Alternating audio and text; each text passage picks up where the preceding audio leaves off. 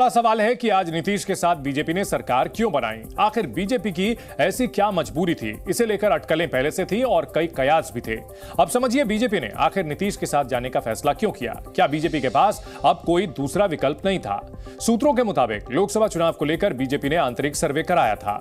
इस सर्वे में एनडीए गठबंधन को 20 से 25 सीटें ही मिलती दिख रही थी, जबकि 2019 में बीजेपी ने बिहार की 40 में से 39 सीटें गठबंधन के लिए जीती थी। इस सर्वे के बाद ही बीजेपी ने नई रणनीति पर काम किया और नीतीश की वापसी का प्लान तैयार किया। बीजेपी ने नीतीश के साथ जाने का फैसला इसलिए किया कि लोकसभा चुनाव में नुकसान ना हो। बीजेपी ने इस बार अपनी शर्तों के साथ समर्थन दिया है, इसलिए सरकार गठन में नीतीश की ज्यादा नहीं चली। नीतीश कुमार की आपत्ति के बाद भी 2 डिप्टी सीएम बनाए गए। नीतीश के प्रस्ताव के बाद भी सुशील मोदी को डिप्टी सीएम नहीं बनाया गया। सूत्रों के मुताबिक लोकसभा चुनाव के सीट बंटवारे में भी बीजेपी की ही चलेगी। दरअसल बीजेपी इस बार लोकसभा चुनाव में 400 पार का लक्ष्य लेकर चल रही है, इसलिए हर सीट और हर राज्य बीजेपी के लिए अहम है। यही वजह है कि बिहार में समीकरण बदले और अब आगे की राजनीति का ताना बाना तैयार किया जा रहा है।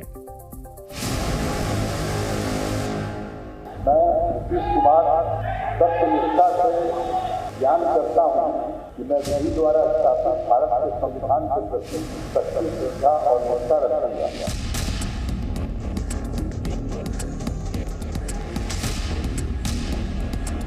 कहते हैं सियासत में कोई स्थायी दुश्मन नहीं होता। बीजेपी और जेडीयू की गलबहियां इसकी सबसे बड़ी मिसाल है। पटना में जश्न तो मना, जोश भी दिखा और नारेबाजी भी खूब दिखी। बिहार की सत्ता में बीजेपी एक बार फिर नीतीश कुमार के साथ काबिज है। बदले हुए सियासी हालात में दोनों तरफ से यानी बीजेपी और जेडीयू की तरफ से बहुत कुछ कहा जा रहा है और बहुत कुछ समझा जा रहा है।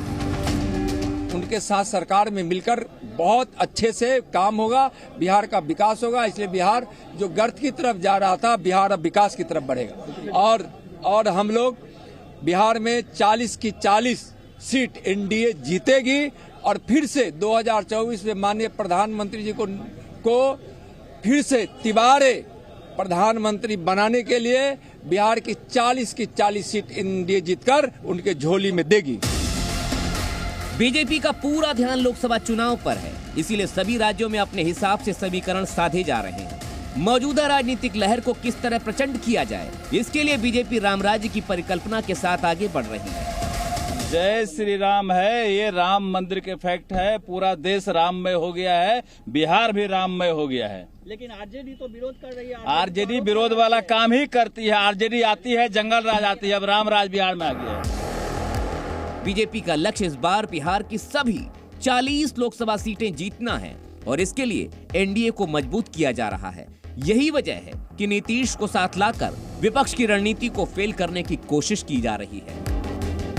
बीजेपी को मिली आंतरिक सर्वे रिपोर्ट और जो बाकी सर्वे थे उसके बाद बीजेपी का आला कमान एक्टिव हुआ और नीतीश कुमार को साथ लाने की कवायद शुरू हुई। पहले नीतीश कुमार से धोखा खाने के बाद भी इस बार नीतीश कुमार को समर्थन देने का फैसला हुआ। इसके पीछे बीजेपी की रणनीति ये थी कि बीजेपी इस बार कई शर्तों को लेकर के अपने आप को काफी मजबूत महसूस कर रही थी। बीजेपी शर्तों के साथ नीतीश को अपने पाले में ले आई है। आने वाले दिनों में इसका असर भी देखने को मिलेगा। लोकसभा चुनाव से ठीक पहले बिहार में सत्ता पलटी है। ये सिर्फ बिहार के लिए नहीं बल्कि विपक्ष के गठबंधन के लिए भी बड़ा झटका है। इंडिया गठबंधन के में जो गंभीरता होनी चाहिए वो गंभीरता के अभाव के चलते हम लोगों ने ये निर्णय लिया। अब क्या होगा इंडिया गठबंधन का दादा? अब इंडिया गठबंधन राजनीति में अकाल मृत्यु हो गया, उसका खत्म है, मतलब कहानी खत्म।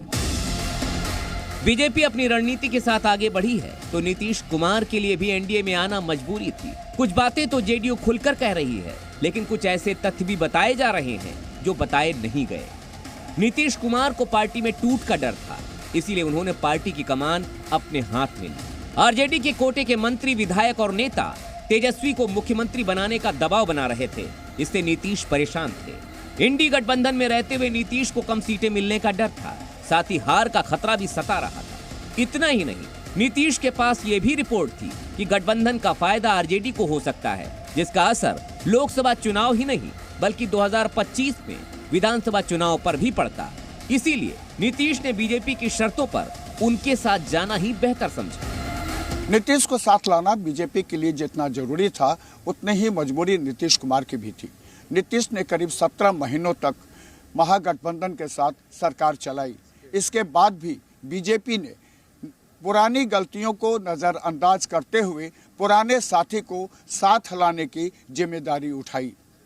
इसका फायदा बीजेपी और जेडीयू दोनों को मिलेगा। जातीय, सामाजिक और क्षेत्रीय समीकरण को ध्यान में रखकर सरकार का गठन किया गया। अब नीतीश के नेतृत्व वाली सरकार पर यह जिम्मेदारी होगी कि 2019 के रिकॉर्ड को दोहराया जाए। बीजेपी अपने मकसद में कामयाब हुई है और आगे की राजनीति के लिए पूरा खाका तैयार है। नीतीश को साथ लाकर बिहार में विपक्ष को धूल चटाने के दावे भी होने लगे हैं। 40 की 40 जीतेंगे, कंफर्म रहिए। पिछले बार एक छूट गया था, वो भी नहीं छोड़ेंगे। क्या लग रहा है, ये सरकार स्थायी अब रहेगी? साथ रहेंगे नीतीश जी आपके साथ? ये पूरा चलेगा? देखिए, 2020 में हम चुनाव जीत कर आए थे और लालू प्रसाद जी के पूरे परिवार को हरा के आए थे। आगे भी हराएंगे, चिंता मत कीजिए। बीजेपी का लक्ष्य 2024 में है और 2025 में भी है। इसीलिए नीतीश को पिछली गलतियों के बाद भी माफ कर दिया गया। नीतीश के आंकड़े देखें तो करीब 11 साल में उन्होंने 5 बार पलटी मारी है, जिसपे 3 बार बीजेपी को धोखा दिया है। 2013 में नीतीश एनडीए से अलग हुए, 2015 में आरजेडी के साथ महागठबंधन का हिस्सा बने, 2017 में दोबारा एनडीए के पास चले गए, 2022 में नीतीश ने पलटी मारी और महागठबंधन में आ गए और अब नीतीश कुमार फिर से एनडीए के साथ आ गए। राजनीतिक तौर पर बीजेपी ने जो स्क्रिप्ट तैयार की, उसमें नीतीश कुमार फिट बैठे। लेकिन अब सवाल बिहार की इस पलटमार सियासत को लेकर है, जिसमें सभी राजनीतिक दल एक जैसी स्थिति में ही नजर आते हैं। नीतीश कुमार पलटूमार हैं, ये तो पूरा दुनिया जानता है। अब ये बहस का, ये कोई डिस्कवरी का मुद्दा नहीं है। इस घटना ने ये दिखाया कि नीतीश कुमार ने अपने ही रंग में यहाँ के पूरी राजनीतिक व्यवस्था को रंग दिया है, जिसमें भाजपा और राजद दोनों ही उतने ही बड़े पलटूमार हैं जितने बड़े नीतीश कुमार हैं। बिहार में वक्त और मौके की नजाकत के हिसाब से सभी पलटते रहे हैं। इसलिए आज भी यही सवाल है कि नीतीश और बीजेपी का ये गठबंधन कितना स्थायी रहेगा और कब तक चलेगा, और नीतीश ने जो आज बात कही है, क्या उस पर वो कायम रहेंगे? पटना से प्रशांत झा और रवि त्रिपाठी के साथ ब्यूरो रिपोर्ट, जी मीडिया।